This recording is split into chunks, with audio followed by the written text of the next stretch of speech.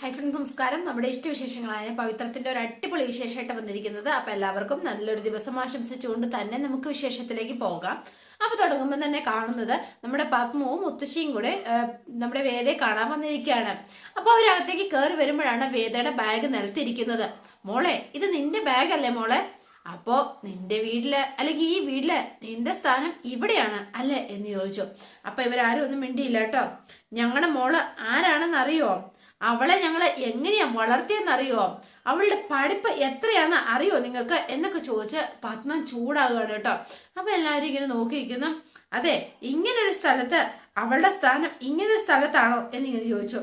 അമ്മ ഒന്നും മിണ്ടായിരിക്കുവോ? നീ മിണ്ടരുത്. ഒരു രാജകുമാരിയെ പോലെയാ അവളവിടെ കഴിഞ്ഞിരുന്നത്. ഇങ്ങനൊരവസ്ഥയില് ഇവളെ കുറിച്ച് ആലോചിക്കുമ്പോ എന്റെ ചങ്ക് പോലെ പിടഞ്ഞു പോണത്. അതിനിപ്പോ ഞങ്ങൾ ആരെങ്കിലും ആണോ നിങ്ങളുടെ മോളെ പിടിച്ചിരുത്തിയത് എന്ന് ചോദിച്ചു നന്ദിനി. നിങ്ങളുടെ വീട്ടിൽ ചെയ്ത ഒരാള് ചെയ്ത തെറ്റുകൊണ്ടാ ഇവക്ക് ഇങ്ങനെ കഴിയേണ്ടി വന്നത്. അത് എന്നിട്ട് നിങ്ങൾക്ക് ഒരു അല്പം പോലും ഗിൽറ്റി ഫീലിംഗ് തോന്നുന്നില്ലേ?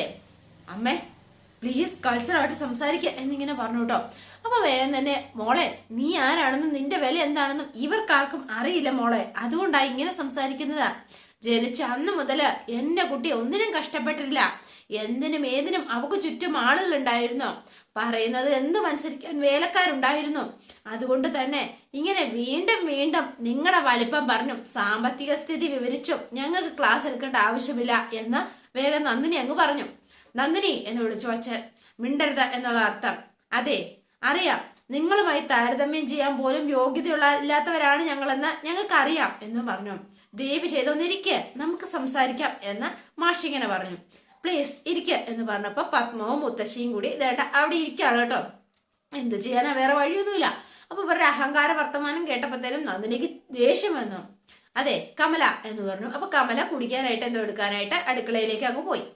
നോക്കൂ, ദേ വീട്ടിൽ വരുന്നവരോട് അന്തസ്സോടെ പെരുമാറാനും അവർക്ക് കഴിക്കാനും കുടിക്കാനും കഴിയാനും ഞങ്ങളെ ആരും പഠിപ്പിക്കേണ്ട കാര്യമില്ല. അതുകൊണ്ട് അമ്മ വേഗം തന്നെ ചെന്ന് ഒരു ജ്യൂസൊക്കെ എടുത്തോണ്ട് വരികയാണ് കേട്ടോ എന്ന് പറഞ്ഞ പത്മത്തിനും മുത്തശ്ശിക്കും കൊടുത്തു. അപ്പൊ ഒരു മനസ്സിലാതെ മനസ്സോടെയാണ് ഇങ്ങനെ വാങ്ങി. നിങ്ങളുടെ മകളെ ഞങ്ങള് അകത്ത് കയറ്റി മരുമോളായി അംഗീകരിച്ചില്ല എന്നുള്ളത് സത്യം തന്നെയാണ്. അതിനൊരു കാരണമേ ഉള്ളൂ, ഞങ്ങളുടെ കുടുംബം ഈ ബന്ധം അംഗീകരിച്ചിട്ടില്ല എന്ന് പറഞ്ഞു മാഷ്. അപ്പം എല്ലാവരും ഇങ്ങനെ നോക്കി നിൽക്കുകയാണ്. അപ്പൊ പത്മത്തിന് ആകെ ഷോക്കായി പോയി കേട്ടോ. എന്ത് ചെയ്യും എന്റെ മോള് എന്നുള്ള മട്ടിലാണ്. പക്ഷേ അത് നിങ്ങളുടെ മകൾക്ക് ഇതുവരെയും ബോധ്യം വന്നിട്ടില്ല. അത് ബോധ്യപ്പെടുത്താൻ വേണ്ടിയിട്ടാണ് അവൾക്ക് ഞങ്ങൾ ഉചിതമായ പരിഗണന നൽകിയിട്ടില്ല എങ്കിൽ അതിന് കാരണം അത് അവളെ ബോധ്യപ്പെടുത്തുക എന്നുള്ള ലക്ഷ്യത്തിൽ മാത്രമാണ് എന്ന് പറഞ്ഞു. ഈ വീട് വിട്ടു പോകാം എന്ന് എപ്പോ സമ്മതിക്കുന്നോ അപ്പം മുതൽ അവളോടുള്ള ഞങ്ങളുടെ പെരുമാറ്റത്തിലും ഉറപ്പായിട്ട് മാറ്റമുണ്ടാവും എന്ന് പറഞ്ഞു. അപ്പം എല്ലാവരും ഇങ്ങനെ കേട്ടോണ്ട് നിൽക്കുന്നു. അപ്പൊ വേദയ്ക്ക് എന്തോ പോലെ ആയിപ്പോയി കേട്ടോ അച്ഛൻ അങ്ങനെ പറഞ്ഞു കേട്ടപ്പോഴത്തേനും. എങ്കിലും നിങ്ങളുടെ മകളെ ഇങ്ങനെ കാണുമ്പോ നിങ്ങൾക്ക് എത്രമാത്രം വേദന ഉണ്ടാവുമെന്ന് എനിക്കറിയാം, ഞങ്ങൾക്കറിയാം എന്ന് പറഞ്ഞു കമല. അതിന് കാരണം ഞങ്ങളുടെ മകൻ തന്നെയാണ്, അതും ഞങ്ങൾക്കറിയാം. അവൻ ചെയ്ത തെറ്റിന് ഞങ്ങള് നിങ്ങളോട് മാപ്പി ചോദിക്കുക എന്ന് പറഞ്ഞ് കമല കൈകൂപ്പി അവരുടെ മുന്നിൽ ഇങ്ങനെ നിൽക്കുകയാണ് കേട്ടോ. അതെ, നിങ്ങളുടെ വീട് പോലെയുള്ള സ്വർഗമല്ല, ഇതൊരു നരകമാണ് എന്ന് പറഞ്ഞു അച്ഛൻ. ഇതിനുള്ളിൽ കിടന്ന് ഞങ്ങൾ അതിന്റെ വിഷമം ഞങ്ങൾ അനുഭവിച്ചോളാം. ദയവ് ചെയ്ത് നിങ്ങളുടെ മകളെ ഇവിടെ നിന്ന് കൂട്ടിക്കൊണ്ട് പോകണം എന്ന് പറഞ്ഞു. അപ്പൊ വീണ്ടും മുത്തശ്ശിയും ആകിയതായി. ആ മുക്കുട്ടിയുടെ നല്ല ഭാവിക്ക് ഇത് ചേരില്ല. അതെ അത് തന്നെയാ, ഈ വീട് നരകമാണ്. പിന്നെ എന്റെ മകൻ താൻ തോന്നിയായ ഒരു തെമ്മാടിയാ എന്ന് കമല കരഞ്ഞോണ്ട് പറയാണ്. അവനെ കുറിച്ച് നല്ലതൊന്നും ആർക്കും ഒരു വാക്ക് പോലും പറയാനില്ല. അതുകൊണ്ട് നിങ്ങളുടെ മകളുടെ ജീവിതം ഒരിക്കലും എന്റെ മകനോടൊപ്പം നന്നാവില്ല. അവളെ കൊണ്ടുപോകുന്നത് തന്നെയാ നല്ലത് എന്ന് കമലയും കരഞ്ഞോണ്ട് പറയാണ്. കമലയ്ക്ക് ശരിക്കും സങ്കടമുണ്ട്, എങ്കിലും ആള് ഇങ്ങനെ പറയാതിരിക്കാൻ നിവർത്തിയില്ല. മാഷിനൊപ്പം അങ്ങ് സംസാരിച്ചു എന്ന് മാത്രം. അവസാനം പത്മ എഴുന്നേറ്റിട്ട്, അവര് പറയുന്ന കേട്ടില്ലേ, ഇനിയും നീ ഇവിടെ നിൽക്കുന്നത് എന്തിനാ? ആർക്കും നിന്നെ ഇവിടെ വേണ്ട എന്ന് നിനക്ക് മനസ്സിലായില്ലേ? വാ മോളെ, നമുക്ക് നമ്മുടെ വീട്ടിലേക്ക് പോവാം എന്ന് പറഞ്ഞു. അപ്പം വേദ ഇങ്ങനെ ഒരേ സ്റ്റേഡിലാണ്. നീ എന്താടി ഇങ്ങനെ ഒന്നും മിണ്ടാ നിൽക്കുന്നത് എന്ന് ചോദിച്ചു. ഞാൻ എന്താ അമ്മയെ പറയേണ്ടത് അത് പറ. അച്ഛൻ ദേഷ്യപ്പെട്ടെന്ന് പറഞ്ഞോന്ന് കരുതി അമ്മ സങ്കടത്തോടെ പറഞ്ഞോന്ന് കരുതി ആരെങ്കിലും ഈ വീട് വിട്ടു പോവോ എന്നിങ്ങനെ ചോദിക്കുകയാണ്. അന്നത്തെ ദേഷ്യത്തിന് അപ്പോഴത്തെ ദേഷ്യത്തിന് ചിലപ്പോ എന്തെങ്കിലും പറഞ്ഞു കാണും. നീ എന്തിനാ മോളെ ഞങ്ങളെ വിട്ടു പോയതെന്ന്, നാളെ അതുകൊണ്ടാണ് ഞങ്ങൾക്ക് ഇങ്ങനെ ദുഃഖിക്കേണ്ടി വന്നതെന്നും ഇവർക്ക് ചിലപ്പോ നാളെ പറയേണ്ടി വന്നാലോ എന്ന് ചോദിക്കുകയാണ് വേദ ഉടനെ. അപ്പൊ എല്ലാവരും ഇങ്ങനെ അതിശയത്തോട് നോക്കുകയാണ്. ഈ കുട്ടി എന്ത് കുട്ടിയാണ്, ഇതെന്താ പറഞ്ഞിട്ട് മനസ്സിലാവാത്തത്, നീ എന്തൊക്കെയാ മോളെ പറയുന്നത് എന്ന് ചോദിച്ചു. അതെ അമ്മേ, അമ്മ ഇവിടെ വന്ന് നമ്മുടെ നിലയും വിലയും പറ്റി സംസാരിച്ചപ്പോ ഇവരാരെങ്കിലും കയർത്ത് സംസാരിച്ചോ? ഇല്ലല്ലോ. പകരം സ്വീകരിച്ചിരുത്തി പറഞ്ഞത് എന്റെ ഭാവിയെ പറ്റി ആയിരുന്നില്ലേ? ഞാൻ കയറി വന്നിരിക്കുന്ന ഈ സ്ഥലത്തെ പറ്റിയല്ലേ അമ്മേ പറഞ്ഞത്? അതുകൊണ്ട് തന്നെയാ ഞാനും ഈ പറയണത് എന്ന് പറയാണ് വേദ. എനിക്ക് അതുകൊണ്ട് തന്നെ ഒരു പേടിയോ ഉത്കണ്ഠയോ ഒന്നുമില്ലമ്മേ. അതുകൊണ്ട് അമ്മ ഒരു കാര്യം ചെയ്യണം, ദേവി ചെയ്ത് അമ്മ എന്നെ വിളിച്ചോണ്ട് പോവാൻ നിൽക്കരുത് എന്ന് തന്നെ വേദ തറപ്പിച്ചിങ്ങനെ പറയണം. ഇനി എന്റെ പറ്റി എന്താണെങ്കിലും വിഷമിക്കണ്ട, സന്തോഷത്തോടു കൂടി തന്നെ വീട്ടിലേക്ക് മടങ്ങിക്കോളൂ, എനിക്കിവിടെ നിന്നേ പറ്റൂ എന്ന് വേദ തറപ്പിച്ചു പറഞ്ഞു. ഇവിടം വിട്ട് ഞാൻ എന്താണെങ്കിലും വരില്ല എന്ന് വേദ ഉറപ്പിച്ചു തന്നെ പറഞ്ഞു. അവസാനം പത്മ ഒന്നും മിണ്ടാതെ നേരെ പത്മം ഇറങ്ങി പുറത്തേക്ക് പോവാണ് കേട്ടോ. അമ്മ നിക്ക് എന്ന് പറഞ്ഞ വേദയും കൂടെ പോകുന്നുണ്ട് കേട്ടോ. അപ്പൊ കമല കണ്ണൊക്കെ തൂത്തിങ്ങനെ നിൽക്കുന്നു. അപ്പൊ മുത്തശ്ശി അവിടെ ഇരുന്നു കേട്ടോ. മുത്തശ്ശി അവിടെ ഇരുന്നിട്ട് മുത്തശ്ശിക്ക് ആകെയുള്ള വിശ്വാസം അവനിലാണ് എന്നുള്ളതാണ് സത്യം. മുത്തശ്ശി അവിടെ നിന്ന് എഴുന്നേറ്റ് വന്നിട്ട്, എന്റെ പേരക്കുട്ടി ആയിരുന്നാലും അവൾ ഒരു തീരുമാനം എടുക്കുന്നുണ്ട് എങ്കിൽ അതിന്റെ പിന്നിൽ ദൈവത്തിന്റെ പ്രേരണ ഉണ്ടാവും. അതുകൊണ്ട് അവളെ നിങ്ങൾ കൈവിടരുത്. പാവമാണ് എന്റെ കുട്ടി. മനുഷ്യനെ സമ്പന്നനാക്കുന്നത് ജീവിത സാഹചര്യങ്ങൾ കൊണ്ടല്ല, മനസ്സിന്റെ വലിപ്പം കൊണ്ടും പരിശുദ്ധി കൊണ്ടുമാണ്. അതില് അവളോളം സമ്പന്നയായ ഒരു മരുമകളെ ഇനി നിങ്ങൾക്ക് എവിടെ തിരഞ്ഞാലും ഒരിക്കലും കിട്ടില്ല എന്ന് മുത്തശ്ശി ഇങ്ങനെ പറയുകയാണ് കമലയോടും മാഷിനോടും. അവളെ മകളായി തന്നെ കാണണം, ഒരിക്കലും വിഷമിപ്പിക്കല്ലേ, അമ്മയെ പോലെ തന്നെ അവളോടൊന്ന് പെരുമാറണം എന്ന് കമലയോട് മുത്തശ്ശി ഇങ്ങനെ പറയുകയാണ് കേട്ടോ. മാഷ് ഒന്നും മിണ്ടാതെ ഇങ്ങനെ നിന്നു. അമ്മയുടെ അടുത്തേക്ക് ചെന്നു. അമ്മേ, എന്താ അമ്മ ഇങ്ങനെ, എന്തിനാ അമ്മ ഇങ്ങനെ കരയണത്? നിന്നെ ഈ അവസ്ഥയെ കണ്ടിട്ട് പിന്നെ ഞാൻ എന്ത് ചെയ്യണം എന്നാ നീ പറയണത് എന്ന് ചോദിച്ചു. എനിക്ക് എന്തവസ്ഥയുണ്ടെന്ന് അമ്മ ഈ പറയണത്? ഇവിടെ നമ്മളെ വീട്ടിലുള്ളതിനേക്കാൾ ഫെസിലിറ്റി കുറവാണെന്നാണോ? മനസ്സിന് സന്തോഷം ഉണ്ടാവുന്നത് സൗകര്യങ്ങൾ ഉള്ളപ്പോഴാണോ അമ്മേ? പറ. നല്ല മനുഷ്യരുടെ ഇടയിൽ കഴിയുമ്പോഴല്ലേ. എന്നിട്ട് നിനക്കിവിടെ ഉണ്ടോ? അവര് നിന്നെ അംഗീകരിക്കുമെന്ന് തോന്നുന്നുണ്ടോ? താലി കെട്ടിയവനാ ആദ്യം നന്നാവേണ്ടത്, അല്ലാതെ അവയാളുടെ അച്ഛനും അമ്മയല്ല. നിങ്ങൾ വിചാരിക്കുന്ന പോലെ ഒരാളല്ല വിക്രം, നല്ല മനുഷ്യൻ തന്നെയാണ്. അത് പക്ഷെ ഇപ്പൊ നിങ്ങളുടെ മുന്നിൽ തെളിയിക്കാൻ എനിക്കാവില്ല. അത് നിങ്ങൾക്ക് ബോധ്യപ്പെടുന്ന ഒരു ദിവസം വരും, അധികം താമസിക്കാതെ. അതുവരെ ഞാൻ ഇവിടെ നിൽക്കേണ്ടത് അയാളുടെയും ആവശ്യമാണ്. നീ ഇവിടെ നിന്നിട്ട് അയാൾക്ക് എന്തെത്തി ആവശ്യമാ? നീ പറയുന്നത് എനിക്ക് മനസ്സിലാവണില്ല. തൽക്കാലം അമ്മയോട് പറയാൻ പറ്റണില്ല, കാലം എല്ലാം അമ്മയ്ക്ക് മനസ്സിലാക്കി തരും എന്ന് പറയുകയാണ് വേദ. അപ്പൊ വേണ്ട മുത്തശ്ശി കാര്യങ്ങളൊക്കെ പറഞ്ഞു. അപ്പോ എല്ലാം പറഞ്ഞതുപോലെ തന്നെ ഇനി യാത്രയില്ല എന്നാ ഇറങ്ങട്ടെ എന്നൊക്കെ പറഞ്ഞ് മുത്തശ്ശി യാത്രയൊക്കെ പറഞ്ഞ് മുത്തശ്ശി അവിടെ നിന്ന് അങ്ങോട്ടേക്ക് ഇറങ്ങി കേട്ടോ. അപ്പൊ പത്മത്തിന്റെ അടുത്തേക്ക് വന്നിട്ട്, പത്മം, നീ എന്തിനാ ഇങ്ങനെ നിന്ന് കരയുന്നത്?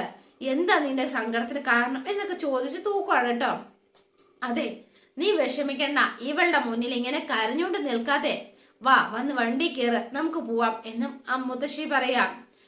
ഇവൾക്കുള്ളത് നമ്മുടെ മനുഷ്യരുടെ സഹായമല്ല, ഇവളുടെ കൂടെയുള്ളത് ഭഗവാനാണ്. എന്ത് കിട്ടിയാലും ദൈവത്തിന്റെ വരദാനമാണ് എന്ന് കരുതുന്ന ആൾക്ക് ഏതവസ്ഥയിലും സന്തോഷിക്കാൻ കഴിയും. അവളെ കാത്ത് ദൈവത്തിന്റെ വലിയൊരു അനുഗ്രഹങ്ങൾ തന്നെ ഇരിപ്പുണ്ടാവും. നീ ധൈര്യമായിട്ട് തന്നെ വണ്ടിയിൽ കയറ് എന്നിങ്ങനെ പറഞ്ഞു കേട്ടോ.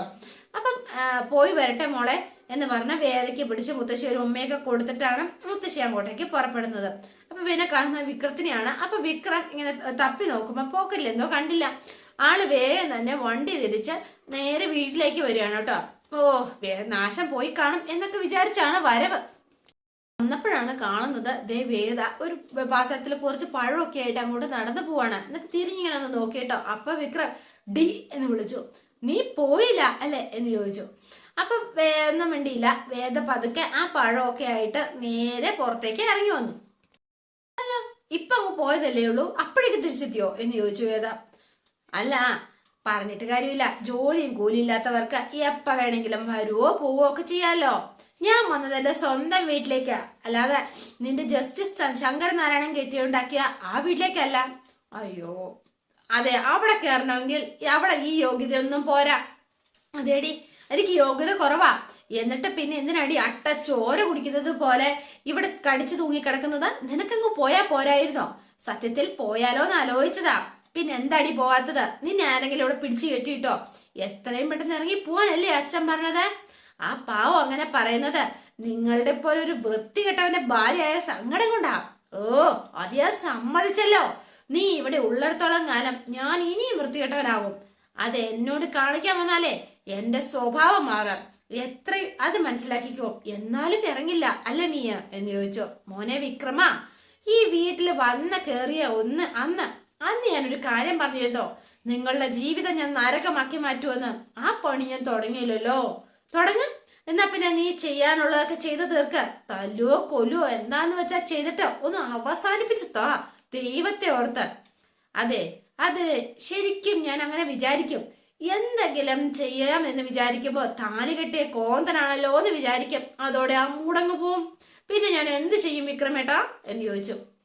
ഓ, എന്തായാലും വന്നതല്ലേ, ദാ ഇന്ന് ഒരു 3-4 പഴം വേഗം തന്നെ അങ്ങ് വിഴുങ്ങിക്കോ എന്ന് പറഞ്ഞു. ഒരു പണിയും ചെയ്യാതെ തെക്ക് വടക്കേ നടന്ന് തല്ലുണ്ടാക്കി ആരോഗ്യം കളയേണ്ടതല്ലേ, വേഗം വിഴുങ്ങിക്കോ എന്ന് പറഞ്ഞു. വിക്രമേട്ടന്റെ പാവം അച്ഛൻ നന്നായി കഷ്ടപ്പെട്ട് ജൈവവളം ഇട്ടുണ്ടാക്കി പഴവ ഇതാ കഴിച്ചു എന്ന് പറഞ്ഞു. എന്നിട്ട് വാങ്ങിച്ചില്ല. വിക്രമൻ ഇങ്ങനെ ഒന്ന് നോക്കി. അപ്പൊ വേണമെങ്കിൽ എടുത്ത് കഴിക്കുക എന്ന് പറഞ്ഞ 3 ഇരിഞ്ഞ് അവിടെ സൈഡിൽ വെച്ചു. അവളുടെ ഒരു പഴം എന്ന് പറഞ്ഞ ഒരു പഴം ഇരിഞ്ഞ് ഇവൻ നേരെ വേദക്കിട്ട് ഒരേറങ്ങ് വെച്ചു കൊടുത്തു കേട്ടോ.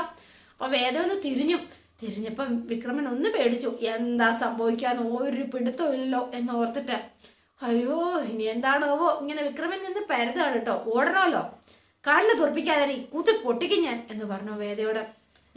ഇതുവരെ ഞാൻ പെണ്ണുങ്ങളെ തല്ലിയിട്ടില്ല, നീയായിട്ട് ഞാൻ അതും കേൾപ്പിക്കരുത് എന്ന് പറഞ്ഞു. അയ്യടാ കഷ്ടം.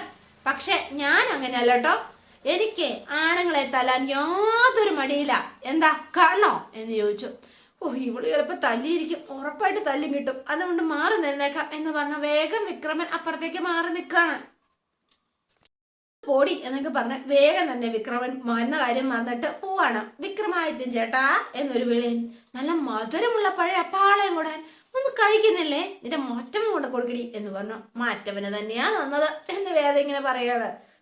കഷ്ടം തന്നെ. എന്നിട്ട് പതുക്കെ വിക്രമൻ അവിടെ നിന്ന് സ്കൂട്ടാകുകയാണ് കേട്ടോ. പിന്നെ നമ്മൾ കാണുന്നത് തിരിച്ച് വീട്ടിലേക്ക് എത്തിയിരിക്കുകയാണ് അമ്മയും മുത്തശ്ശിയും, പത്മവും മുത്തശ്ശിയും കൂടെ. അപ്പൊ വീട്ടിലേക്ക് എത്തിയപ്പോഴത്തേനും എല്ലാവരും വെയിറ്റ് ചെയ്ത് ഇങ്ങനെ നിൽക്കുകയാണ്. ദീപ്തിയും ശങ്കർ നാരായണൻ, വർഷ, അതുപോലെ തന്നെ ശ്രീകാന്ത് എല്ലാവരും ഉണ്ട് കേട്ടോ. എല്ലാവരും ഇങ്ങനെ സൂക്ഷിച്ച് നോക്കി നിൽക്കുകയാണ്. അപ്പൊ പത്മത്തിന് നല്ല ടെൻഷൻ ഉണ്ട്, ഇനി എന്താ സംഭവിക്കുക എന്ന് ഓർത്തിട്ട്. അവ എല്ലാവരും ഇങ്ങനെ വന്നപ്പോഴത്തേനും വേഗം തന്നെ എവിടെ പോയിരുന്നു 2 പേരും എന്ന് ചോദിച്ചു ശങ്കർ. അപ്പൊ ശങ്കര അത് പിന്നെ എന്ന് മുത്തശ്ശിയുടെ കയ്യാൽ ഇങ്ങനെ പത്മ മുറുക്കി പിടിക്കുകയാണ്. ഞാൻ ചോദിച്ചത് കേട്ടില്ലേ? അങ്കിളിന് മനസ്സിലായില്ലേ? അങ്കിൾ നാട്ടുകാരുടെ മുന്നിൽ വെച്ച് നമ്മളെ 2 കുടുംബങ്ങളെയും മാനം കെടുത്തിയ ആ തെമ്മാടിയുടെ വീട്ടിലേക്ക്, അല്ലാതെ പിന്നെ എങ്ങോട്ടേക്കാ എന്ന് ചോദിച്ചു വർഷ. അമ്മ ചെന്നപ്പോ അവിടെ നിങ്ങൾ 2 പേരെയും നിലവിളക്ക് കൊളുത്തി സ്വീകരിച്ചു കാണും അല്ലേ? ഇത്രയ്ക്ക് ബുദ്ധി ഇല്ലാതായി പോയല്ലോ നിങ്ങൾക്ക്, എന്താ ഇത് എന്ന് ചോദിച്ചോ. മുത്തശ്ശിക്ക് ചേച്ചിയോട് അറ്റാച്ച്മെന്റ് കൂടുതലാണെന്ന് അറിയാം, എന്നാലും ഇങ്ങനെ പോയി അപമാനിക്കപ്പെട്ട് വരേണ്ട കല്ല കാര്യം ഉണ്ടായിരുന്നോ? അതെ മുത്തശ്ശി, നിങ്ങളെ നാണം കെട്ടു പടങ്ങുമ്പോ തല താഴ്ന്നു പോകേണ്ടത് അച്ഛൻ്റെയാ, അത് ഓർമ്മ വേണം എന്ന് ശ്രീകാന്ത് ഇങ്ങനെ പറഞ്ഞു. അപ്പൊ എല്ലാവരും മിണ്ടാതെ നിൽക്കുകയാണ്. അല്ല അമ്മ എന്ത് പറഞ്ഞ് ബോധ്യപ്പെടുത്താനായിട്ടാ നിങ്ങൾ 2 പേരോട് അങ്ങോട്ട് പോയത്? കഴിഞ്ഞോ എന്ന് ചോദിച്ചു. നിങ്ങൾക്ക് പറയാനും ചോദിക്കാനുള്ളതൊക്കെ കഴിഞ്ഞോ എന്ന് മുത്തശ്ശി ചോദിച്ചു. എങ്കിൽ എനിക്കും ചിലത് പറയാനുണ്ട് എന്ന് പറഞ്ഞു. അപ്പൊ എല്ലാവരും മിണ്ടാതെ നിന്നു കേട്ടോ. അല്ല ഒരു കാര്യം ചോദിച്ചോട്ടെ, ഒരു കൂടപ്പിറപ്പിനെ എത്ര പെട്ടെന്നാ അവളുടെ ചേട്ടനും നിന്റെ ഭർത്താവുമായ ഇവൻ കൈവിട്ടത്? പിന്നെ എപ്പോഴും ഒരുമിച്ച് നടന്നിരുന്ന നിന്റെ ചേച്ചീനെ, ഒരുപോലെ നടന്നിരുന്ന ആ അനിയത്തി പോലും ഇപ്പൊ അവളെ അകറ്റി നിർത്തിയിരിക്കല്ലേ എന്ന് ദീപ്തിയോടും ചോദിക്കുകയാണ്. അപ്പൊ അവരിങ്ങനെ അതിശയത്തോടെ ഇങ്ങനെ നിൽക്കുകയാണ് കേട്ടോ. പക്ഷേ പെറ്റ വയറിന് ഒരിക്കലും അത് പറ്റില്ല ശ്രീകാന്തേ, അത് നടക്കില്ല എന്ന് പറഞ്ഞു. അപ്പം വേഗം തന്നെ അമ്മയ്ക്ക് മകള് എന്ന് പറയുന്നത് എപ്പോഴും ഒരു മകള് തന്നെയാ, അത് മാറ്റി നിർത്താൻ അമ്മയെ കൊണ്ട് സാധിക്കില്ല. മുത്തശ്ശി എന്തൊക്കെയാ പറയുന്നത്? ആരവളെ മാറ്റി നിർത്തിയെന്നാ? അവളല്ലേ ഈ വീട് ഉപേക്ഷിച്ചു പോയത്, ഞങ്ങൾ ആരെങ്കിലും മാറ്റി നിർത്തിയോ? അതെ, ഏത് നിമിഷം അവള് തിരിച്ചു വന്നാലും ഈ വീട്ടിൽ എല്ലാവരും സ്വീകരിക്കാൻ തയ്യാറല്ലേ? മുത്തശ്ശി പറഞ്ഞത് കേട്ടാ എല്ലാവരും അവളെ തള്ളിക്കളഞ്ഞതുപോലെ ആണല്ലോ സംസാരം. എങ്ങനെയെങ്കിലും അവളെ ഒന്ന് തിരിച്ചു വെത്തിക്കാൻ വേണ്ടി തന്നെയാ വർഷ ഞങ്ങളും ശ്രമിക്കുന്നത്. അതിനാ പോയത് എന്ന് പറഞ്ഞു പത്മ. എന്നിട്ട് നടന്നോ? ചോദിച്ച് കേട്ടില്ലേ? അപ്പൊ ശങ്കരൻ എഴുന്നേറ്റ് അങ്ങോട്ടേക്ക് വരികയാണ്. എങ്ങനെയൊക്കെ ശ്രമിച്ചാലും അവളുടെ കാര്യത്തിൽ ഒന്നും സംഭവിക്കില്ല. നിങ്ങൾ എന്തൊക്കെയാ പറയണത്? അങ്ങനെ ഞങ്ങൾ നമ്മളെ വിട്ടു കളയണമെന്നാണോ? വേറെ വഴിയില്ല പത്മ. ഒരു തവണ കൂടി നിങ്ങൾക്ക് അവളോടൊന്ന് സംസാരിച്ചു കൂടായിരുന്നോ? എത്രയായാലും അവള് നമ്മുടെ മകളല്ലേ എന്ന് ചോദിച്ചു. അവൾക്കും നിങ്ങൾക്കും എന്നേക്കാൾ വിശ്വാസം ദൈവവിധിയിലും ജാതകത്തിലുമാണ്. അങ്ങനെയുള്ള ഒരാളെ എന്ത് പറഞ്ഞ് വിശ്വസിപ്പിക്കാം? ജാതകത്തിൽ 80 വയസ്സ് വരെ ആയുസുണ്ട് എന്ന ആ ഒരു ധൈര്യത്തിൽ, പിന്നെ ആ ഒരു സമയത്ത് ഇപ്പോൾ തീവണ്ടി പാളത്തിൽ കയറി നടക്കാൻ ശ്രമിച്ചൊരു വിഡ്ഢിയാണ് നമ്മുടെ മകൾ എന്ന് പറയാം. ആൾക്കും അവരെ രക്ഷിക്കാനാവില്ല. അങ്ങനെ പറയരുത്. ഒരു തവണ നിങ്ങൾ ചെന്ന് സംസാരിച്ച അവക്ക് ചിലപ്പോ മനംമാറ്റം ഉണ്ടായാലോ എന്ന് ചോദിച്ചു. ഒരിക്കലുമില്ല, പ്ലീസ് നിങ്ങളോട് ഞാൻ വേണമെങ്കിൽ കാലെ പിടിച്ച് അപേക്ഷിക്കാം എന്ന് പത്മ ഇങ്ങനെ പറയണം. ഒന്നും മിണ്ടിയില്ല. മിണ്ടാതെ തന്നെ ശങ്കർ അകത്തേക്ക് കയറിപ്പോയി. അകത്തേക്ക് കയറിപ്പോയിട്ട് ആള് വേദയുടെ ആ ഒരു ഹൽദിയുടെയും അതുപോലെ തന്നെ അത് കഴിഞ്ഞ ശേഷമുള്ള അവളുടെ ഓരോരോ കാര്യങ്ങളും ഇങ്ങനെ ആലോചിച്ച് സങ്കടപ്പെട്ടിരിക്കുകയാണ് ശങ്കരനാരായണൻ കേട്ടോ. ആൾക്ക് ഭയങ്കര സങ്കടത്തിലാണ്.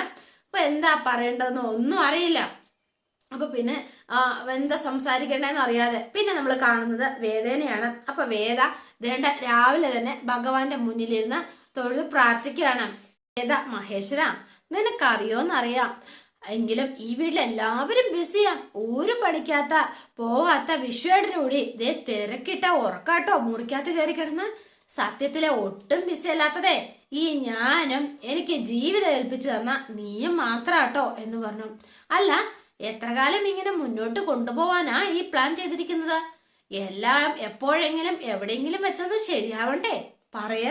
അതോ ഞാൻ ഇതുപോലെ കുറച്ചുകൂടി കഷ്ടപ്പെടട്ടെ എന്നാണോ നിന്റെ തീരുമാനം? നിന്റെ തീരുമാനം അതാണെങ്കിൽ അനുസരിക്കാതെ എനിക്ക് വേറെ മാർഗമൊന്നും ഇല്ലാന്ന് എനിക്കറിയാം. പക്ഷെ അത് വൈകിക്കാതെ നോക്കണം എന്നാണ് എൻ്റെ ഒരു അപേക്ഷ കേട്ടോ. ചിലപ്പോ എല്ലാം നേരെയാവാൻ നിനക്ക് നിന്റേതായിട്ടൊരു ഐഡിയ ഒക്കെ ഉണ്ടാവുമായിരിക്കും. അതെന്താണെന്ന് എനിക്കൂടി ഒന്ന് വെളിപ്പെടുത്തി കിട്ടിയാ ഞാൻ ഹാപ്പിയായി. എനിക്ക് കുഴപ്പമില്ല. ഒരു തവണ സ്വപ്നത്തിലൊന്ന് തോന്ന് പറഞ്ഞു തന്നാലും മതിന്നേ. ഇതൊക്കെ കേട്ടോണ്ട് മറ്റൊരാൾ വരുന്നുണ്ട്, രാധ. അപ്പൊ രാധ കയറി വന്നിട്ട് ഏയ് എന്ന് വിളിച്ചു. അപ്പം നോക്കുന്നു പോലുമില്ല വേദ. വേദ ഒന്നും ശ്രദ്ധിക്കാത്ത വഴിയാണ്. നിനക്കെന്താ ചെവി കേട്ടൂടെ എന്ന് ചോദിച്ചു. ഇവിടെ ഇപ്പോ നീയും ഞാനും അല്ലാതെ വേറെ ആരും ഇല്ലല്ലോ. അതെ, എനിക്കൊരു പേരുണ്ട് വേദ. എനിക്കത് വിളിക്കാനേ സൗകര്യം ഇല്ലെങ്കിലോ? നിനക്ക് ഇവിടുന്ന് പോവാറായില്ലേ എന്ന് ചോദിച്ചു രാധ. അപ്പൊ വേഗം തന്നെ എഴുന്നേറ്റു. ഞാൻ പോയിട്ട് വേണോ നിനക്കിരിക്കാൻ? ഇവിടെ വേറെ ഒരുപാട് സ്ഥലമുണ്ടല്ലോ. ഞാൻ എതിരൊന്നും പറയുന്നില്ല, നീ പോയിരുന്നു. എന്നെ ഇരുത്താൻ നീ മെനക്കെടണ്ട. നീ ഈ വീട്ടിൽ വരുന്നതിലെ ഒരു കാര്യമില്ല എന്ന് പറയാൻ വേണ്ടി വന്നതാ. എന്നാലേ അതെനിക്കൂടി ഒന്ന് മനസ്സിലാവട്ടെ. നീ ഇവിടെ വന്നിട്ട് 3-4 ദിവസമല്ലേ ആയിട്ടുള്ളൂ. എനിക്ക് ഈ വീടുമായിട്ട് എത്ര കാലത്തെ ബന്ധമുണ്ടെന്ന് അറിയോ? അതുകൊണ്ട് അല്ല, നിന്നേക്കാൾ കൂടുതൽ കാര്യങ്ങൾ എനിക്കറിയാം, അത് തന്നെ എന്ന് പറഞ്ഞു. അതുകൊണ്ട് നിനക്കെന്താ പറഞ്ഞ് മനസ്സിലാവാത്തത്? ഈ വിക്രമേ ആരാണെന്നാ നിന്റെ വിചാരം? എടി പെണ്ണേ, അവൻ നീ കരുതുന്നത് പോലെ ഒരാളൊന്നുമല്ല കേട്ടോ. ശരിക്കും ഒരു ഭയങ്കര ഒരു തെമ്മാടിയാട്ടോ.